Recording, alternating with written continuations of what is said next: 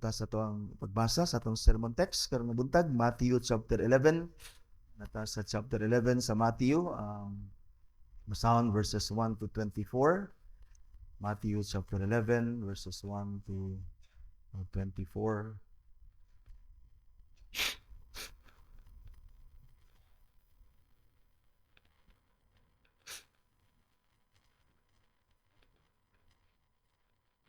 Ano yung pulong sa Ginoo kanato mga ison? Karong buntag atong basahon. When Jesus had finished instructing his 12 disciples, he went on from there to teach and preach in their cities. Now, when John heard in prison about the deeds of the Christ, he sent word by his disciples and said to him, "Are you the one who is to come, or shall we look for another?"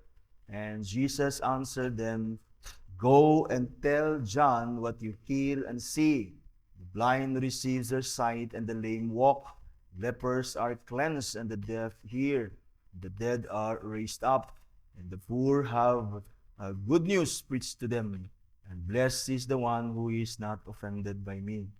And as they went away, Jesus began to speak to the crowds concerning John. "What did you go out into the wilderness to see? A reed shaken by the wind? What then did you go out to see? A man dressed in soft clothing? Behold, those who wear soft clothing are in the king's houses. What then did you go out to see? Prophet? Yes, I tell you, and more than a prophet. This is he of whom it is written, 'Behold, I send my messenger before your face, who will prepare your way before you.' Truly, I say to you, among those born of women there has arisen no one greater than John the Baptist. Yet the one who is least in the kingdom of heaven is greater than he. From the days of John the Baptist until now, the kingdom of heaven has suffered violence, and the violent take it by force. For all the prophets and the law prophesied until John. And if you are willing to accept it, he is Elijah who is to come. He who has ears to hear, let him hear. But to what shall I compare this generation? It is like children sitting in the marketplaces and calling to their playmates. We played the flute for you, and you did not dance. We sang a dirge, and you did not mourn. For John came neither eating nor drinking, and they say he has a demon. The Son of Man came eating and drinking, and they say, "Look at him, a glutton and a drunkard, and a friend of tax collectors and sinners." Yet wisdom is justified by her deeds. And he began to denounce the cities where most of his mighty works had been done, because they did not repent. "Woe to you, Chorazin! Woe to you, Bethsaida! But for if the mighty works done in you had been done in Tyre and Sidon, they would have repented long ago in sackcloth and ashes. But I tell you, it will be more bearable on the day of judgment for Tyre and Sidon than for you. And you, Capernaum, will you be exalted to heaven? You will be brought down to Hades. For if the mighty works done in you had been done in Sodom, it would have remained until this day. But I tell you that it will be more bearable or tolerable on the day of judgment for the land of Sodom than for you." So the reading of the Word of God. Let's pray. Father, thankful always kami sa imong mga pulong. We pray that you speak to the Word. We pray nga mahimong faithful ang preaching sa mga pulong, and then we pray that your Spirit will give us understanding and will cause our hearts, Lord, to keep them and to obey them, to walk according to them. And so thankful me sa privilege and blessing that you've given us today. We pray that we may see Christ and hear Him as our great shepherd, that we may follow and obey Him all the days of our lives. We thank you for the blessing of the preaching of thy word. In Jesus' name we pray. Amen. Sa panglingkod ta mga igsoon, Diyos presensya sa Ginoo.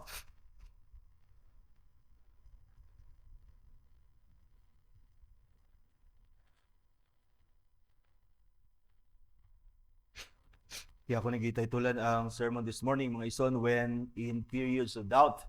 In other words, say atong angay buhaton sa panahon nga nata sa mga pagduha-duha, when in times or in moments of doubt mga igsoon. We all go through periods of doubt in our Christian life. Wala na siya it is not unnatural for us nga mo doubt, di ba? In our Christian life, nagi mga panahon nga magduha-duha kita sa pulong sa Ginoo, sa promises sa Ginoo, and even sa atong salvation. Now, doubt is not the opposite of faith. Doubt is not the opposite of faith, nor it is unbelief. In fact, it is a mixture of faith and unbelief. Diba, mauna siya ang doubt. Doubt is not the opposite of faith. Even believers doubt, diba? And so, it is not unbelief as well. It is because in doubt, there is an element of faith. You see, someone writes din siya, doubt is not the opposite of faith, nor it is the same as unbelief. In other words, when you doubt, wala na pasabot nga wa ka gatuo. Gaduha-duha lang ka sa imong pagtuo. Yun siya, doubt is a state of mind in suspension, a state of mind in suspension between faith and unbelief, so that it is neither of them wholly. It is neither of them totally faith nor totally unbelief. In other words, ang doubt is not totally faith and it's not totally unbelief. It is only partly. In other words, doubt is partly faith, doubt is partly unbelief. And so in other words, there is an element of faith in doubt. Thus, believers doubt. Ang mga magtutuo ni Ginoong Hesukristo, nga dunay pagtuo ni Ginoong Hesukristo, gaduha-duha gyapon na sila. In other words, nay panahon nga gaduha-duha sila. Even si Thomas, di ba? Nasayod ta nga si Thomas, usa sa apostles nga na-brand as doubter. Di ba? Nagduda siya, nagduha-duha siya sa resurrection ni Christ. Kung dinipod sa atong text, makita nato nga si John the Baptist also nag-doubt siya, mga igsoon. In fact, these examples of doubters sa scripture nga kung i-mention si Thomas o si John nga tong hisgutan karon, they are true believers. No doubt, they are true believers. In fact, they're not ordinary believers. One was an apostle, and then the other one was the prophet, the greatest among the prophet nga wala na ilabaw pa. And yet, they doubted. Meaning, even those with great faith can doubt. Diba? Even those with great faith can doubt. How much more kita mga igsoon? Di man nato i-look down atong kaugalingon, but again, as an example, ang mga heroes of faith, people nga naay dagko kayong pagtuo sa Ginoo og ministry nga gitawag sila diin mga igsoon, gaduda na mga panahon nga gaduda sila. In other words, it is not unnatural for us to doubt. Because again, even these people doubt. Even Peter, imagine, Peter was walking with Jesus. Si Peter, he was walking with Jesus sa dagat, sa tubig, naglakaw siya. He was with Jesus, walking with Jesus. Jesus was in front of him. And yet, si Peter nag-doubt and began to sink. And then nangutangan si Jesus, why did you doubt? You see, even people with great faith, even people who were with Christ physically, maunlod yun. Naging panahon nga magduda ta mga igsoon. And the point here is, let us not be discouraged or disappointed in our Christian faith when we experience doubt in God's Word and even in His promises. Ang balikon, dili ta mahimo nga, ayaw, dili ta madiskurahi, di ta moingon nga, dili gid ta magtutuo. Ayaw pagingon ana, di ba? Ayaw ka diskurahi, ayaw ka disappoint sa imong Christian faith when you experience doubt in God's Word and promises. What is important is that let us not allow our doubts, let us not allow our doubts to walk away from Christ, but instead, let us walk and come to Christ in His Word, mga igsuon, for answers. This is what Thomas did and even John the Baptist in our text. So, it is important na kung mag-doubt ta, let us make sure na we will not walk away from Christ, but instead, come to Him and find answers, mga igsuon, so that ang imong faith and mixed with unbelief, mga igsoon, when you come to Christ and find answers sa imong mga duwa-duwa, di ba? Ang imong unbelief ma-overcome sa imong faith with an understanding of Christ. Diya siya mga pulong would clear up those doubts sa imong mind, mga igsoon. Though Thomas doubted, notice din though Thomas doubted the resurrection of Christ, yet still, he came to the gathering the next Lord's Day. Si Thomas, sa resurrection day ni Christ, on the first day of the week, nabanhaw si Jesus, si Thomas was not there. And then when reports came to him that si Jesus was resurrected, and there were many of them who saw, even those people nga nag-ingon sa iyaha nga nabanhaw si Christ, wala siya mutuo. Wala siya mutuo. Nagduduha-duha siya sa resurrection ni Christ. And yet, He came the next Lord's Day. It is because when we doubt, we must not walk away from Christ, but instead come to Him. Come to the gathering of God's people where His word is preached so that ma-clear up ang imong mga doubts and you may come to have full faith in the Lord Jesus Christ, mga isan. And while John the Baptist also, din sa atong text, while he doubted the Lord Jesus Christ as the Christ, even physically, dili siya kaadto kang Christ, and he cannot come into the gatherings of God's people. He was imprisoned. He sent disciples to Christ. Because when we doubt, we must not walk away from Christ, mga ison, but we must come to Him for clarifications and answers. Doubt cannot, in other words, cannot be totally evil. Doubt cannot be totally evil. In fact, it can be a special blessing if it leads us to search for answers instead of totally abandoning whatever faith is left.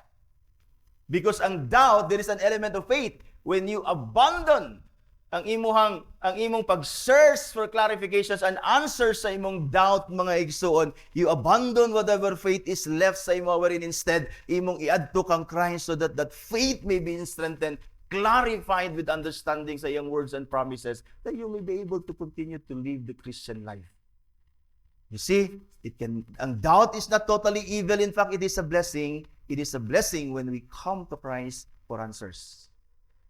We must be careful when we have doubts about God and His words, though it is not totally evil. But ayaw pasagdi ang imong doubt. Be careful with your doubts. Find answers in Christ, mga igsoon, because it can also lead us to total unbelief. If you don't mind about sa imong doubts, there are your questions, sa words again, in your salvation. If you don't mind it, you will later on find yourself an unbeliever. Because ang doubt, though dili siya totally evil, it can be a special blessing. But if you disregard your doubt, you have interest for clarification, to strengthen your faith, you will later on end up as an unbeliever. And you will suffer the displeasure, not only the displeasure of God, but His condemnation, mga isan. In fact, it is much better to doubt than to totally not believe in the Lord Jesus Christ. There is a sense that it is better to doubt than to totally not believe in the Lord Jesus Christ. Thus, here in our text, mga ison, we see how Christ responded gently and graciously to John the Baptist, who doubted while denouncing again the cities of Chorazin, Bethsaida, and Capernaum for their unbelief. Jesus is gentle and gracious to the doubters because they have faith in Christ. The doubt lang sila. But stern and denouncing to the unbelievers who know and yet continue to reject the gospel. You see, Christ is denouncing, He is condemning the unbelievers nga nakadungog na sa gospel and yet they reject the gospel. But He is so gentle and kind and gracious to those who receive Him and yet gaduha-duha. This is so, mga igsoon, si Christ is gracious to the doubters and stern and condemning, even denouncing and condemning the unbelievers. This is so because, again, in doubt, there is an element of faith in Christ. On the other hand, in unbelief, there is not even a speck of doubt, but a total disregard of Christ and His gospel. That is unbelief. So makita na ito ang difference, unbelief and doubt. And again, our doubts should lead us to Christ's word and for answers. Otherwise, it will lead us to unbelief and it will result to suffer Christ's condemnation on Judgment Day. Now, brothers and sisters, this is my proposition. When we have doubts in our Christian faith, okay, mag-doubt magita, na maging moments of doubt. Let us not walk away from Christ, but instead come to Him in His word for answers, that we may not end up in unbelief and incur Christ's judgment on Judgment Day. Simple, mura na akong proposition. Naman jud tay doubt, mga igsoon, magduha-duha man gid ta. But ayaw og walk away from Christ. Come to Him and in His word for answers. Aron dili ka mahulog sa total unbelief later on and suffer His judgment. Now let us learn from our text how Christ responded to John's doubt and how He denounced the unbelieving cities of Chorazin, Bethsaida, and Capernaum para ma-encourage ta mga dili para ma-encourage ta nga mag-doubt, para ma-encourage ta on how we are to respond sa atong doubt When courage stand, how the Lord responds sa atong doubt usab, di ba? And how He is gracious to us, mga igsoon. Dili ta ma-discourage, dili ta ma-disappoint sa atong mga doubts, mga igsoon. So first, verse 1 and 3, if you notice, tells us that John the Baptist doubted. Nag-doubt si John the Baptist. And verse 1, when Jesus had finished instructing His 12 disciples, He went on from there to teach and to preach in their cities. When I mentioned, and that verse, pwede na siya nga musumpay unta na dito sa atong previous na text, di ba? After si Jesus nagsugo o nag-instruct sa iyang mga disciples, this is related adto dito. But gibutang ni John ni Matthew din ni mga ison so that aron na makita nato ang verse 2. This is related to verse 2. Now when John heard in prison the deeds of Christ, he sent words by his disciples and said to him, "Are you the one who is to come, or shall we look for another?" And so, sa dihang gibutang ni Matthew din because mo ni ang namatikdan ni John dito sa iyang prisuhan. Si Jesus kanunay rang gawali gatudlo. Murag kang John ba murag sa man nga mo ba ning Messiah? Ngayang gi-expect, di ba? Remember that John in his ministry, he prepared the way of Christ. He prepared the way of Christ. In fact, he denied that he was the Christ, and he spoke of Jesus as the Christ because it was revealed to God it was revealed by God to him, mga igsoon, because sa diyang gibaptize ni John si Jesus, he heard the voice from heaven. He heard the voice of the Father that this is His Son whom He loved, in Him He is well pleased. And then nakita niya ang Holy Spirit that descended upon Christ. And yet din nagduha-duha siya. Nagduha-duha siya, mga igsoon. And of course, this does not mean, mga igsoon, that John did not believe Christ 100%. Because again, doubt is a mixture of faith and unbelief. So wala ni magpasabot nga si John nga nagduha-duha siya ni Christ, nga wala siya nagtuo because he himself heard the voice from heaven and he himself saw the Spirit descended upon Christ, confirming that Jesus indeed not only is the Son of God, but He is Christ Himself. Nakita niya. But of course, mga igsoon, dili ni 100% nga doubt. But the question is, what causes John the Baptist to doubt? Nga nakakita man siya kang Christ, nakadungog siya kang Christ, nakita niya ang Diyos, nadunggan niya ang Diyos, Espiritu, nadunggan niya ang Diyos Amahan, and yet he doubted Christ. Many believe, kay murag may tama, manong naduda man siya ba? Murag posible kay naduda si John. That's why many believe that it was not John who doubted. Many believe that it was the disciples of John who doubted. And John wanted them to be clarified sa ilang doubt, he sent them to Christ. Many believe nga inana ang situation. But here, ang verse 4 nag-ingon, and Jesus answered, "Go and tell John." Meaning si John ang nag-doubt. No. Si John ang nag-doubt. To be sure, it was John who doubted, and it was natural for him to doubt. It was natural for him to doubt, as we all do when we are in difficult circumstances. Di ba? Asa man ta kasagara gaduha-duha. Sa panahon gagakalisod ta. Think of John's circumstances, ani. We are told that he is languishing in prison. Naa si John sa prisuhan, ani. In fact, napriso siya for truth's sake. Napriso si John because he preached the truth. And then, samtang na si John ani nga circumstance, wala siya prospect of rescue and release. And probably in his mind, he could be asking the question, who's the king? Is Christ the king? Who's a Herod, or is Herod the king? Usahay ignani ta sa panahon nga magkalisod ta. Na yung mga panahon nga atong pagtuo sangko sa langit nga ang tanan tuhuan ta, di ba? Sa mga may nga panahon, pero na yung mga panahon gyud nga magkalisod ta, and we ask the question, is God God?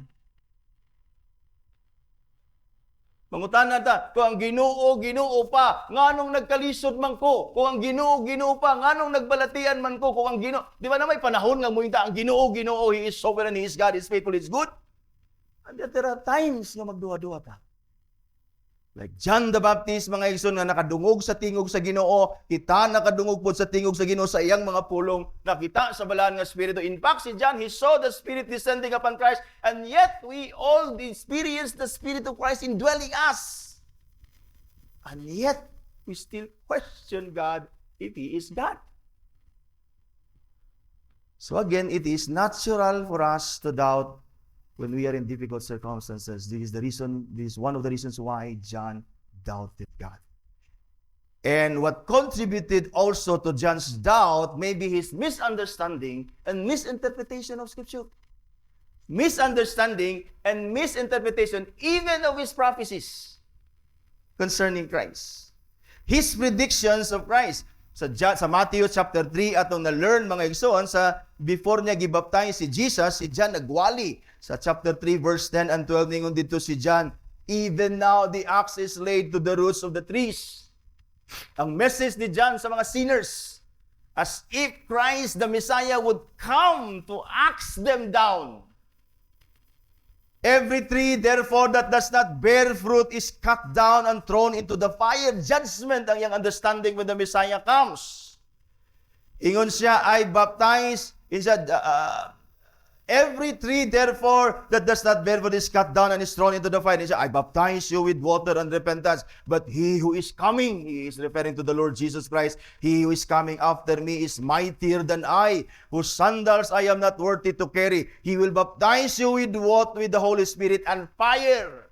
And fire in this context is judgment. Ningon din siya, his winnowing fork, ang tinidor nga hitsura sa yawa, tanawon nimo. His winnowing fork is a picture sa yawa, nga ngilad kayo. And so he's presenting Christ here, that judging his people, separating the weeds, the tares from the wheat, and ready to judge. His winnowing fork is in his hand, and he will clear his threshing floor and gather his wheat into the barn, but the chaff he will burn with unquenchable fire. Well, all these predictions ni John concerning Christ are true, but John may have thought that this must happen immediately. Morning nakakontribute sa iyang doubt. He misunderstood even his own prediction. Tinuod ni iyang gisulti concerning Christ. But nagunahuna si John nga diretso ni inig-present niya sa Messiah after he prepared the way of the Messiah will punish every sinner. He will overthrow the Roman government.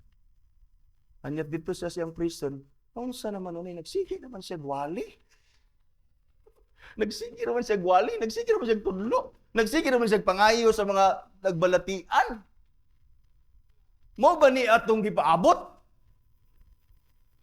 Nakapangutana siya siyang kaugalingon. Mo ba ni o magpaabot o taglain? Di ba inani gyapon ta? Inani gyapon ta. We expect God to do this and that because this is what we thought and believe He says in His Word. Anong mo mang pumadato nga nangalagad to sa Ginoo? Asa man pud nimo nakuha? Nag-ingon ang Ginoo dinhi, di ba? Na dinhi, daghan kayo Jeremiah 33. When we misunderstood and interpret God's Word, diha, magduha-duha na dayon ta. Tinuod ba ka ning giingon sa pulong sa Ginoo? Tinuod man. Ang imo lang pagsabot mo dili tinuod. Munang muhatod sa ato sa pagduha-duha. Moingon ta nga wa malay ko madato, wa malay ko mahayahay, nagnegosyo ko, nagtalisod man lagi gyapon ko. Isa man say nag-ingon ni. In fact, ang Bible na ingon, it is granted to us not only to believe in Christ, but to suffer for His sake. Na yung manggiwali mo sila, ang suffering sa Christian is, dili puno siya angay. Dili daw angay. Di ba na madungog nato ang mga waling, ang suffering sa Christian, dili angay. Ang Christian dapat dili siya mag-suffer. That's why when a Christian suffer, magduha-duha siya. Pag-doubt siya, am I a Christian? Nag-suffer malagi ko. Dili. Mura kag si John, na misunderstood nimo imong kaugalingong pagbasa sa Bible. Wala siguro nimo nabasahan ang gingon ni Paul, di ba? Sa Philippians 1:26. But it has been granted to us to suffer for Christ's sake. It is natural for us to doubt, especially when we are in difficult circumstances, and our expectations of God's words and promises are not happening, due perhaps to our misunderstanding and misinterpretation of God's Word. And in this situation, what we need to do, brothers and sisters, is to go to Christ for answers. you misinterpret, you misunderstood, go to Christ for clarification. This is what John did. He sent his disciples to Christ for answers. Now, John heard in prison about the deeds of Christ. He sent the words by his disciples, and he said to them, "Are you the one who is to come, or shall we look for another?" Kay murag, may fall man ka sa akong expectation. As if kita'y magbuot sa qualification o mga buhat sa Dios. This is the right thing that we do, and we all need to do, brothers and sisters, when we doubt God's word. We turn to God's word because, listen, looking elsewhere will only make us more perplexed. When we look for answers elsewhere, it will only make us unsure, and worst of all, unbelieving. Unbelieving. God's word is the answer because God's word is the truth.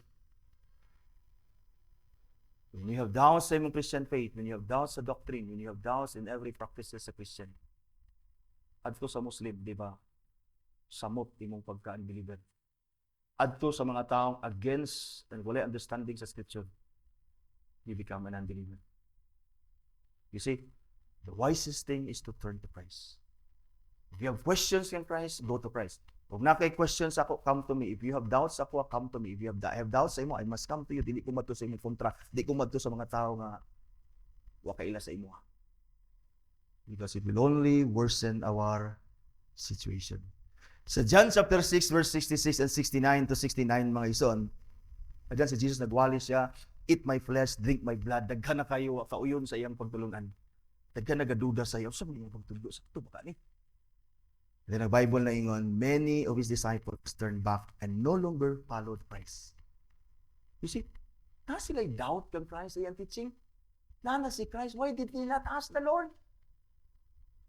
Iyanan ba dahil mo turn away? And so when they turn away from Christ, they lose Christ, they lose faith in Christ, they lose salvation. Patanawa sa igingon ni Jesus dayon. And Jesus said to the 12, "Do you want to go away as well?" Simon Peter answered, "Lord, to whom shall we go? You have the words of eternal life." Asa ni paingon? You have the words of eternal life, and you have believed, and have come to know that you are the Holy One of God. Have you come to know that Christ is God? Have you come to know that He came here to die for your sin? Have you not come to know those things sa gospel? And when a moment of doubt comes, did Christ die for me? Go back sa iyang word. There are many times I doubted my call as a pastor and minister and as an elder of this church. And many times I consider nga mag-resign, muhawa, mundang. I am, sometimes magunaw na ako, would I seek the counsel of so and so? But deep inside me, the Spirit will always guide me, go back to His Word, go back to God's Word, go back to God's Word.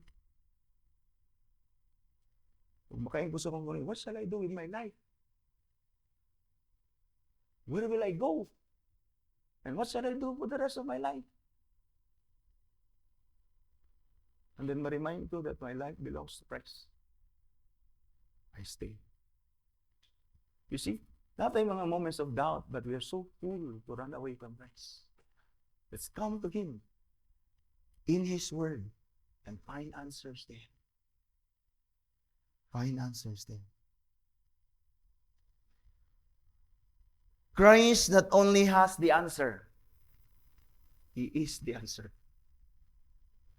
Christ not only has the answer, He is the answer to all our doubts concerning life, even eternal life. He is the answer. He does not only have the answer, He is the answer Himself. He is the answer to our sin problem that subjected us all to eternal death. His death on the cross made us who believe in Him a recipient of all the blessings of His redemptive work. Forgiveness of all our sins, reconciliation to God as sons and daughters, eternal life with Him for all eternity, so on and so forth. There are many blessings that we will enjoy in heaven because of Christ. He does not only have the answer, He is the answer. Not only you have doubts about Christ, not only that those who have doubts of Christ should come to Christ. You who have not yet believed in Christ yet must come to Christ. The call is not only for the doubters, even the grace of God calls the unbelievers. Not only those who have doubts of Christ should come to Christ, but you who have not Christ in your life must come as well. For as we see later on, the Lord will condemn and denounce the unbelievers. Christ is gentle. He is gracious to those who doubt, but stern and denouncing again to those who refuse to come to Him for the forgiveness of their sin. There may be those like the rich young ruler who came to Christ and walked away from Christ. But there is no person in the Scripture who came to Christ and was driven away from Christ. Many will walk away from Christ, but none is driven away by Christ Himself. Gana pag-issue si Christ.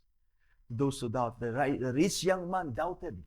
Even he was sure sa iyang salvation when the Lord told him about sa giving away his riches and following Christ. He doubted the instruction of Christ. He walked away. Instead of, dapat mamutan na to siya. Yet to be pamutan na si Christ. More questions and more answers so that maklarify niya ang instruction ni Christ. And yet he walked away from Christ. But the assurance is money. Like gaduol Christ. Papahawa ni Christ. Even the Syrophoenician woman, because si Christ, ang pattern sa iyang preaching is Jews first, Israel first, God's people first, then the Gentiles. Di ba iyang gingnan? Dili pwede pa hatag ang pagkaon sa mga anak sa iro, di ba? And later on when she insisted, the Lord healed her son, and the daughter rather. Here we see Christ. Wala niya gimit ang expectation ni John.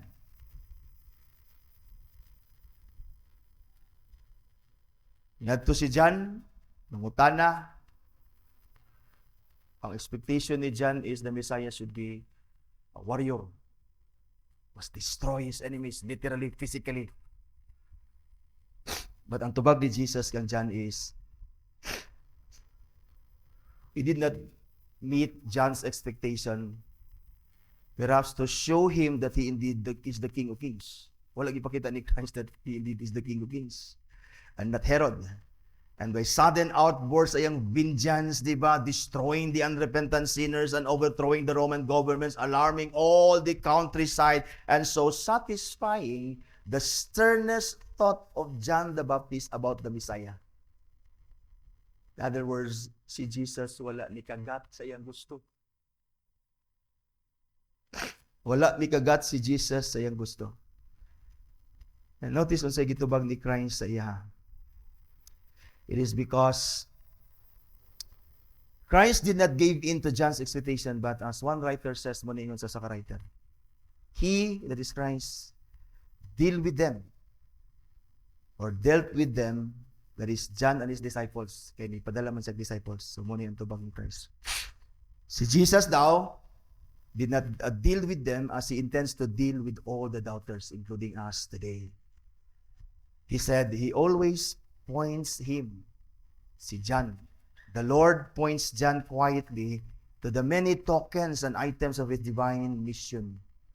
Not in the way of judgment wrought on sinners, nor on any grand demonstration which will astonish the nation, but in the quiet progress of His helpful, healing, comforting work sa mga sinners. In other words, si Jesus nag-respond sa doubt ni John, dili sa gusto ni John. But ipakita lang ni Jesus nga ang Jesus is saying, yeah, sakto na imong prediction sa kuha. But you must be patient and wait. You must be patient and wait. Because ang work sa kingdom mas magsugod sa preaching sa gospel, dying for the sins of His people, and destroying the sinners. That's why ningon si Jesus ay verse 4. Go and tell John and what you hear and see. And then yung verse 5 na yun. The blind receive their sight, the lame walk, lepers cleansed, and the deaf hear, and the dead are raised up, and the poor have good news preached to them. Tanawa. And then siya, and blessed is the one who is not offended by me. He's saying to John, John, do not be offended by me, by your impatience and your expectations. Ako, you have missed the point. I came here to save sinners, to die for them, and later on to destroy the unbelievers. Jesus is saying to John, I am the Christ, the one to come, as what you have foretold and prophesied, and what you and all the prophets know. You are not to wait for another, but you are to wait patiently for me to accomplish my work in God's way and in God's time. Sometimes gusto nato ang work sa Ginoo mahitabo sa atong gusto, sa atong pamaagi, sa atong panahon. Karon dayon, Lord. Si Christ is saying, I am the Christ. Ako ang imong gipaabot, di na ka kinahanglan paabot og lain. But you must be patient, and you must patiently wait for me to accomplish my work in God's time and in God's way. God's way for Christ is to preach the gospel first and to die for the sins of His people, for He will destroy sinners who does not repent of their sin and believe in Him later on Judgment Day. That's why many today, moingon sila, wa man lagi judgment, wala pa. Wa man lagi gaba, wala pa. And even now, ang gusto ni John na may tabo, dili pa na mo'y timing sa Ginoo. Timing and proper timing sa Ginoo is dito sa last day. But as of now, si Christ continues to commission us to what? To preach the gospel. To call sinners to Him. Because later on, He will punish sinners. And the Lord alluded dayon sa Isaiah 61 verse 1. Tanawan sa igingon ni Jesus, mga igsoon. He alluded this. Kanang gisulti ni Jesus diya sa verse 5, the blind receive their sight, the lame walk, the lepers cleanse, and so on and so forth, mga igsoon. Christ is alluding sa Isaiah 61 verse 1. Wala ta kabalo, si Matthew, wala siya magsulti sa reaction ni John. Wala na tagisultian niya sa reaction ni John. Si Jesus na siya, go and tell John. And certainly the disciples of John told John what Jesus answered. Or Jesus answered. But wala tagignan unsay respond ni John. But certainly si John as a prophet, adumduman yan when Jesus quoted or alluded to Isaiah 61 verse 1, nga nagagingon dito, the Spirit of the Lord of God is upon me because He has anointed me to bring good news to the poor. He has sent me to bind up the brokenhearted, to proclaim liberty of the captives and the opening of the prison doors to those who are bound. Ang verse 1 nagingon, the Spirit of the Lord is upon me for He has anointed me. Pagsulti ni Jesus Isaiah 61 verse 1, possibly, although wala gisulti nato ang reaction ni John, possibly si John the Baptist nakadumdum siya sa pagbaptize niya ni Jesus that he saw the Spirit descending upon Christ. You see, nagduda siya nga Christ ba? Nakalimot siya that he saw the Spirit descended. And when Christ answered him, the Isaiah 61 verse 1, he was possibly reminded that indeed Jesus is the Messiah. He is not to wait for another one. What he is to do is to be patient and to understand properly his own diction and God's word. That God would preach the gospel of the kingdom, call sinners unto Him, because Christ would die for them. And if they refuse Christ's death and resurrection to put their faith in Christ, they will be condemned to hell for all eternity. Let us be still, brothers and sisters, and know that God is God. In your doubts, sa panahon sa imong trouble, sa panahon sa imong kalisdanan, in your doubts, trust God. Be patient and wait for God to act. In our timing. Let us wait patiently for Him to fulfill His promises in His way and in His time.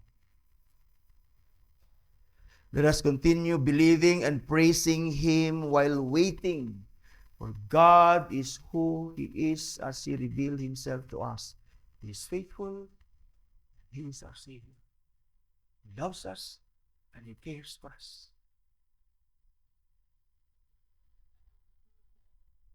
That is what Jesus said to John. And notice what he said about John. Kita, pag na'y mag-doubt, yung libakon, yung dauton, Christian ba ito siya? Magduduwang siya sa Ginoo, pastor ba ito? Dalawa si Jesus. Notice first mo itong gisulti ni Jesus kan John. That was his answer. I am the Christ. You see, si John nakaka-flag siya og tubag sa iyang duda. Why? Because he came to Christ. And then, notice what Jesus spoke about John, about those who doubted. Jesus said this to John sa verse 7 of 19. Manotice na mo, dagkad kay gisulti si Jesus concerning John. Gisulti ni Jesus to remove the thought that John, who was respected by many as a prophet, was weak and doubting, feeble sa mind sa tao because nagduda siya kang Christ eh. Gituyo ni Christ so that si John nga nagproclaim mo si Jesus Christ. And then karon nagduda siya sa iyang giproclaim na mao ba ni Christ. Ang mga tao maguna-una, you see, dili di siya prophet. You see, even a prophet is weak. Even a prophet is unsure that you're the Christ. Na si Jesus, yan ang gibuhat so that mawala na, mahuna-huna sa mga tao. Christ is also saying that even those with great faith have moments of doubt. In other words, we must not condemn or speak evil of those who doubted. But instead, let us be gracious and gentle to them, leading them to Christ and His Word. And speak good of them as an encouragement sa mga tao. Verse 7, as they went away, Jesus began to speak to the crowds concerning John. Nagsulti siya kang John. He defended John. Yang gisulti ang tinuod concerning John, even if he doubted. Even if he doubted, he's a believer. He was right in all his predictions that I am Christ. This is what Christ is saying. Ingon din siya, inangutana siya sa mga tao, rhetorical question, what did you go out into the wilderness to see? Di ba nangadtuman mo? Well, John was in the wilderness while he was preaching the gospel of the kingdom, that the kingdom is at hand, that you must repent and that you must be baptized. You were there. Di ba nangadto mo? Unsa inyong giyatuan, inyong makita? A reed shaken by the wind? Christ is saying, niadto ba mo to see John who was weak and not firm in his belief? Were you there to witness a weak man, a feeble man, a tao agaduha-duha? Verse 8, what then did you go to see? Ingon si Jesus, a man dressed in soft clothing? Dili, because behold, those who wear soft clothing are in the king's houses. John was not in the king's houses. Therefore, yadto mo dito, he wore, di ba, mga rough na mga clothing, camel's hair. At then, nakutana din si Jesus, verse 9 sa ila, what then did you go out to see? Tinagaan sila answer ni Jesus, a prophet? Yes, a prophet. I know you were there to see John as a prophet because you know he was a prophet. And now you're thinking that he was a feeble, weak, doubting prophet? Ingon si Christ, yes, a prophet, I tell you, and more than a prophet. John was more than a prophet. He was the greatest of the prophets. He was more than a prophet because John did not only prophesy concerning Christ preparing His way. John was also the subject of prophecy. Di lang siya prophet. Na nagsulti, nagforetold sa Bisaya, sa coming sa Bisaya, he was also the subject of prophecy. That's why gi-quote ni Jesus din ang Malachi chapter 3 verse 1 sa verse 10. This is He whom it is written, behold, I send my messengers before your face, who will prepare your way before you. You see, si John was prophesied sa Bible to prepare the way of the Messiah. I send my messenger. In our study sa Malachi, mga ison, we know the I is Jehovah. I send my messenger before your face, who will prepare your way before you. And we know that this Jehovah is the Lord Jesus Christ. So John was traitor. He's telling the people that though John doubted, what he foretold about me as a Christ are all true. Because he was the greatest of the prophets. Verse 11, Christ goes on to say, tanawon sa iyang gingon niya, truly I say to you, among those born of women, there has arisen no one greater than John the Baptist, yet, and then siya, one who is least in the kingdom of heaven is greater than John. And how come one least in the kingdom is greater than John? How? They will be greater than John because they will witness more of Christ's work of redemption, even on the cross, his resurrection and his ascension, and so on and so forth, which John did not witness. You see, Christ is saying, those least in the kingdom who will witness my work of redemption, my death on the cross, my resurrection, my ascension. In other words, Christ is saying to us who know the death, the resurrection. Si John, wala na niya nakita. In fact, si John, wala siya mag-predict, wala siya mag-foretell sa death and resurrection ni Christ. Ang iyaha is destruction sa enemies. He was greatest. And we will be greater than John when we believe Christ. So Christ is saying here, whoever believes me is greater than John. Because diha gapaingon si Christ of condemning the unbelievers. Ingon sa verse 12, from the days of John the Baptist until now, the kingdom of heaven has suffered violence, and the violent take it by force. For all the prophets, the law prophesied until John, and we are willing to accept it. Ingon siya, he is Elijah who is to come. He who has an ear, let him hear. Christ is saying here that what you think of John as feeble and weak and doubting prophet is wrong. He is mighty and strong in his proclamation of the gospel of the kingdom of God and of Christ.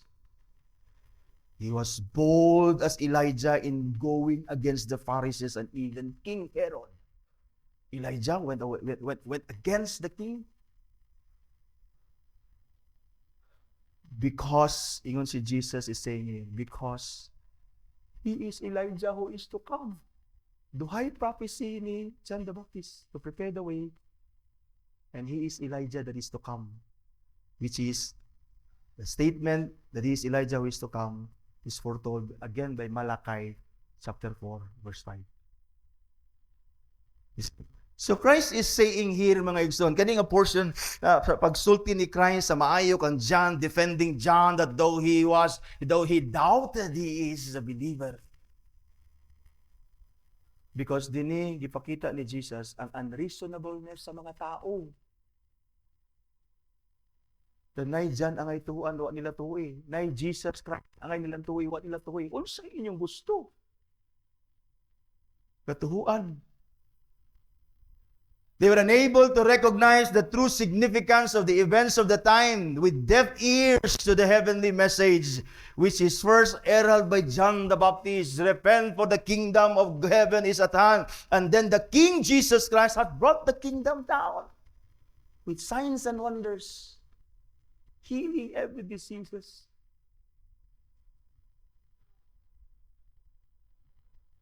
And yet, ang mga tao, they did not believe both. Someone writes, the people fastened their attention on which was merely incidental. Wa nila madunggi ang heavenly message ni John and the heavenly message of Christ. Incidental. Ang ilang nakita ni John is the asceticism ni John. John withdrew himself from the world. Kakaon na siya og lupus and milk, honey, di ba? And then gasulob ra siya, he denied himself sa pleasure sa world. Muna ilang nakita ni John and social friendliness of Jesus. Muna ilang nakita ni Jesus is social kayo, friend of sinners.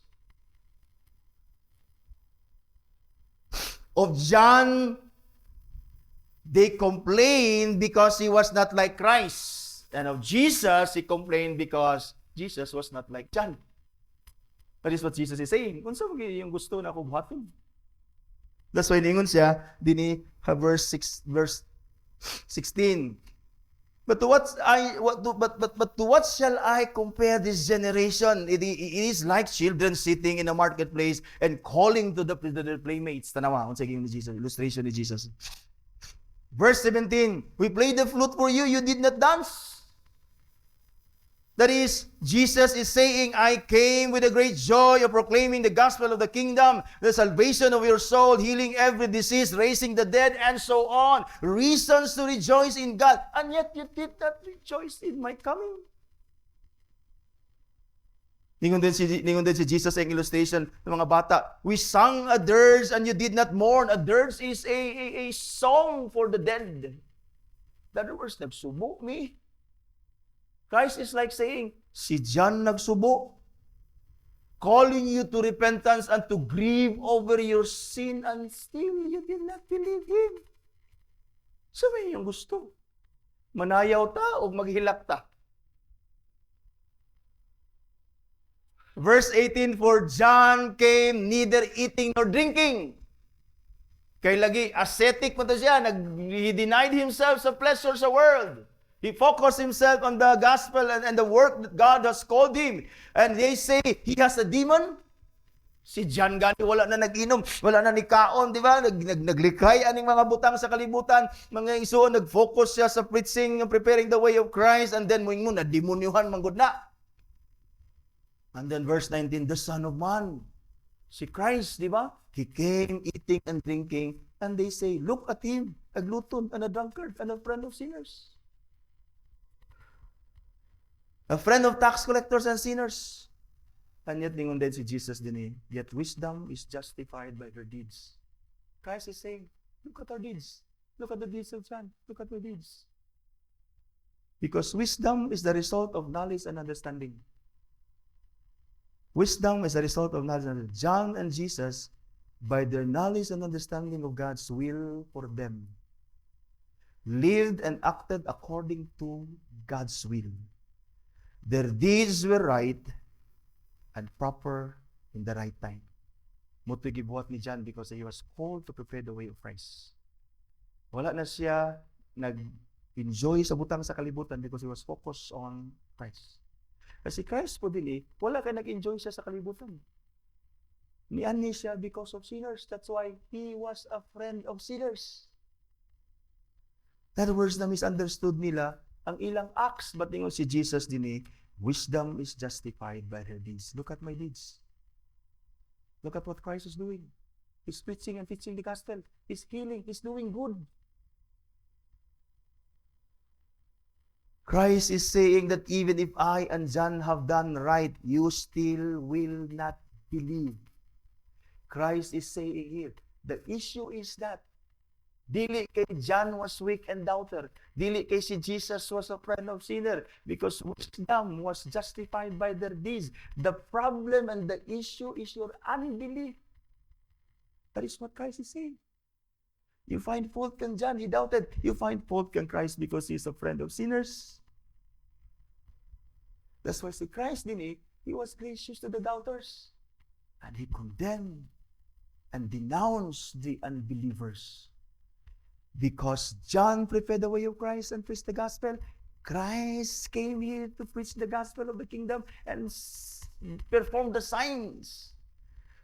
And yet they still did not believe in both. So the issue is unbelief. So Christ is saying, yes, John doubted, but he was who he was.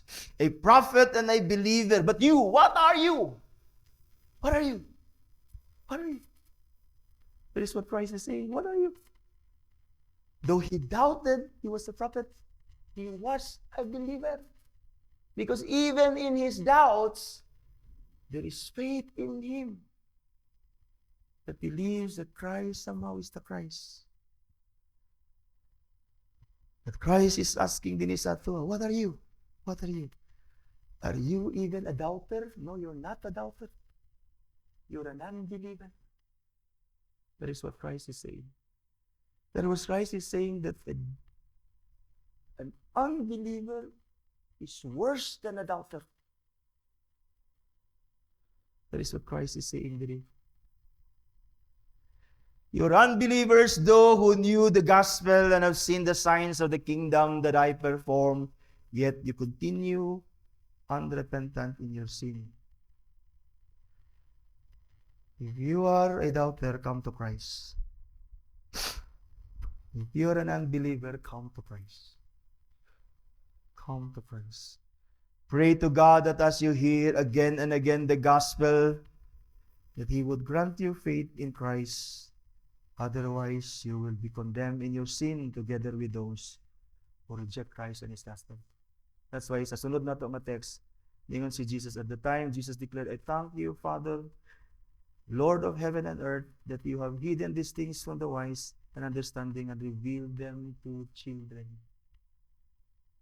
That's why ningon ko, if you're still an unbeliever, pray to God that every time you hear the preaching of the gospel, that God would grant you faith and repentance, and you may be saved sa inyong sin. And lastly, Jesus denounced the cities here. Again, gibalik naman eh. And yet the reason why gibutang ni dinhi ni Matthew, because iyan ginapakita sa tuwa, that somehow when we doubt, the Lord is gracious. But when we do not believe Him, He will denounce us. He will denounce us. He denounced, mga ison, the cities of Bethsaida, Chorazin, and Capernaum. The reason for their unrepentance is their unbelief in Christ. That's the only reason. And then He began to denounce the city, verse 20, where most of His mighty works had been done. Notice ang Chorazin, notice ang Bethsaida, notice ang Capernaum, ang headquarters ni Christ, nasa diya permi. Bethsaida, nasa si Christ diya permi, kinaman diya si Lazarus ang iyang mga sisters. He always preached the gospel in these places. He always performed miracles in these places. Kung na may bless kaayo ng mga tao, siyudad, kani sila.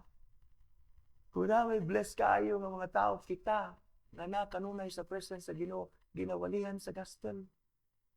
And yet, ningon si Jesus, because of their unbelief, despite His mighty works and the gospel preached to them, they did not repent, mga iso. Ningon si Jesus, verse 21, woe to you, Chorazin, woe to you, Bethsaida. If the mighty works done in you had been done in Tyre and Sidon, they would have repented long ago in sackcloth and ashes. But I tell you, it will be more bearable on the day of judgment for Tyre and Sidon than for you, because you heard the gospel and rejected it. You will receive severe punishment on judgment day. And you, Capernaum, yun na ni Jesus, will you be exalted in heaven? Because I have my headquarters in your city. Will you be exalted in heaven because I'm here? Really? Because you did not believe my message. Ingon siya, you will be brought down to Hades, for if the mighty works done in you had been done in Sodom, again it would have remained until this day. But I tell you that it will be more bearable on that day, judgment day, in Sodom than for you. You see, God has given us a blessing to hear the gospel repeatedly. And if we remain unrepentant of our sin, we will face Christ's sure judgment on judgment day. In fact, we will be condemned more severely because we hear the gospel. John 12:48, ako balikon ang verse akong ibasa sa agi, the one na aging Lord's Day. The one who rejects me and does not urge has a judge. See? The words that you're hearing, gamito na sa Ginoo to save you and to condemn you on judgment day. The words you hear that you believe will save you. The words you hear from Christ that you reject will condemn you. The word that I have spoken, ingon si Jesus, will judge him on the last day. In a sense, it's better to doubt than not to believe Christ. In a sense, it is better to doubt. If you have doubts, ayaw ka discouraged, do not be disappointed. Come to Christ. But it is better to doubt because doubt somehow is a special blessing that would lead us to Christ and find answers there to strengthen our faith. For to doubt can be a blessing that leads one to Christ for answers. But not to believe in Christ, is the end of every hope of salvation. To doubt can be a blessing. But not to believe is the end of all your hope of salvation. Because outside from Christ, there is no salvation. Here in the text, brothers and sisters, Christ was gentle and gracious with John the Baptist, who doubted and stern and denouncing against the cities who remained unrepentant because of their unbelief in Christ. Brothers and sisters, akong balikon ang message today. If you have doubts, kailangan tayo doubts, especially kung magkalisod ta. Especially kung masabot na to o misunderstood na to ang words and promises sa Ginoo. Pagduda ta. Please don't walk away from Christ. Come to Him in His Word. Find answers there. Find answers there. That your faith in Christ be strengthened, and that you will not end up in unbelief and incur His judgment. Like Thomas, let us continue to come on Lord's Day. Like Thomas. And like John the Baptist, kung na may mga physical nga hindrances nga makaduol ta, appeal sa Zoom. You're like naka sa imong cell, you're sending messengers to Christ. Appeal sa Zoom. In Christ, we all have answers for the answers of life's trouble and miseries. For in Christ, we have forgiveness of all our sins and life everlasting with God.